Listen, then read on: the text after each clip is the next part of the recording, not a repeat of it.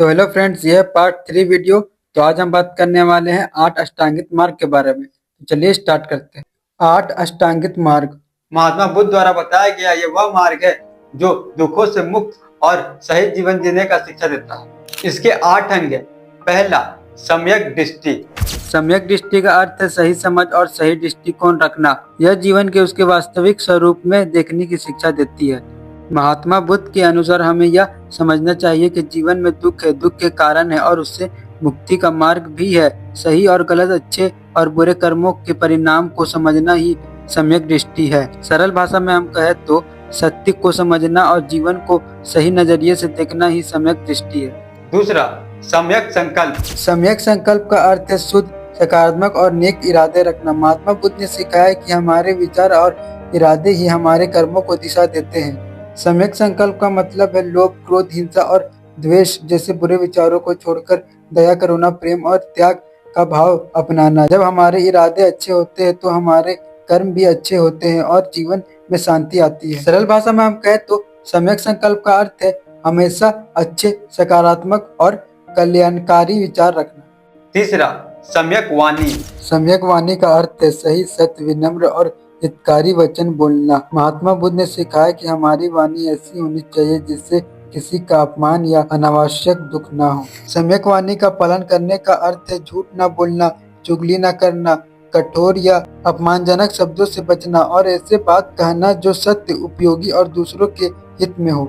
सरल भाषा में हम कहें तो सम्यक वाणी का अर्थ है सच, मधुर और सम्मानपूर्वक बोलना। चौथा, सम्यक कर्म। सम्यक कर्म का अर्थ है सही, नैतिक और अच्छे कार्य करना। महात्मा बुद्ध ने सिखाया कि हमारे कर्म ऐसे होने चाहिए जिससे किसी को नुकसान न पहुंचे और समाज का भला हो। सम्यक कर्म का पालन करने का अर्थ है अहिंसा का पालन करना, चोरी न करना, ईमानदारी से जीवन जीना और दूसरे के साथ सम्मान व करुणा का व्यवहार करना। सरल भाषा में हम कहें तो सम्यक कर्म का अर्थ है ऐसे कार्य करना जो सत्य, नैतिकता और मानवता के अनुरूप है। पांचवा, सम्यक आजीविका। सम्यक आजीविका का अर्थ है ईमानदारी, नैतिकता और न्याय के साथ अपनी आजीविका कमाना।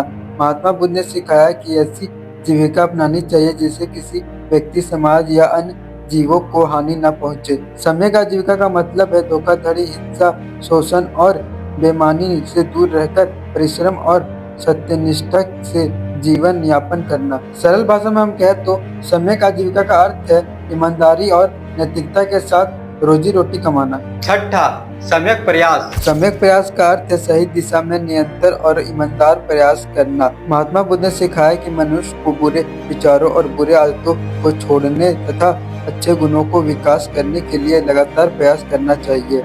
सम्यक प्रयास का मतलब है आलस से बचना, अपने मन को अच्छे कार्यों की ओर लगाना और धैर्य के साथ सही मार्ग पर आगे बढ़ते रहना।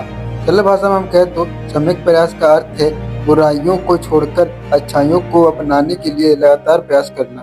सातवां, सम्यक स्मृति। सम्यक स्मृति का अर्थ है हर क्षण सजग, जागरूक और सचेत रहना। महात्मा बुद्ध ने सिखाया कि हमें अपने विचारों, शब्दों, कर्मों और भावनाओं पर ध्यान देना चाहिए ताकि हम सही निर्णय ले सके। सम्यक स्मृति का मतलब है वर्तमान क्षण में पूरी जागरूकता के साथ जीना, अपने मन को भटकने से रोकना और अच्छे विचारों पर ध्यान केंद्रित करना।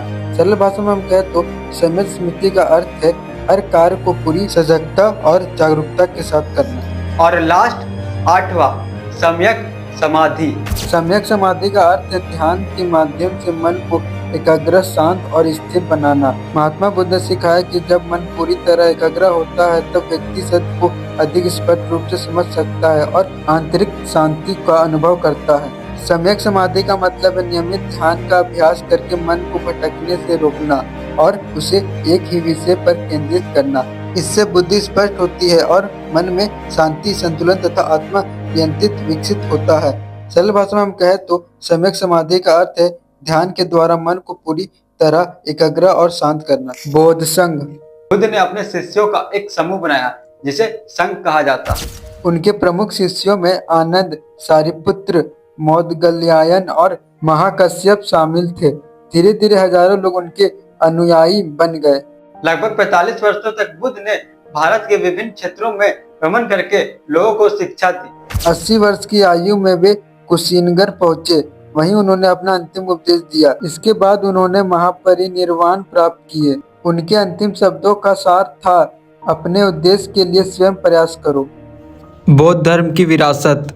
आज बौद्ध धर्म दुनिया के प्रमुख धर्मों में से एक है। Bharat, Nepal, Sri Lanka, Thailand, Myanmar, Japan, चीन, भूटान, मंगोलिया, दक्षिण कोरिया और कई अन्य देशों में करोड़ों लोग बुद्ध की शिक्षाओं का पालन करते हैं। भारत में बोधगया, सारनाथ, कुशीलगढ़ और लुम्बिनी आज के नेपाल में बुद्ध से जुड़े सबसे महत्वपूर्ण तीर्थस्थल माने जाते हैं। महात्मा बुद्ध ने तलवार से नहीं बल्कि सत्य, करुणा और ज्ञान से दुनिया को बदलने का प्रयास किया। उन्होंने सिखाया कि असली जीत दूसरों पर नहीं बल्कि अपने मन पर विजय पाना है। यही कारण है कि 2500 साल बाद भी उनकी शिक्षाएं आज भी उतनी ही प्रासंगिक है। तो आज के लिए इतना ही। मिलते हैं किसी नेक्स्ट वीडियो पे। वीडियो अच्छा लगे तो सब्सक्राइब माय चैनल।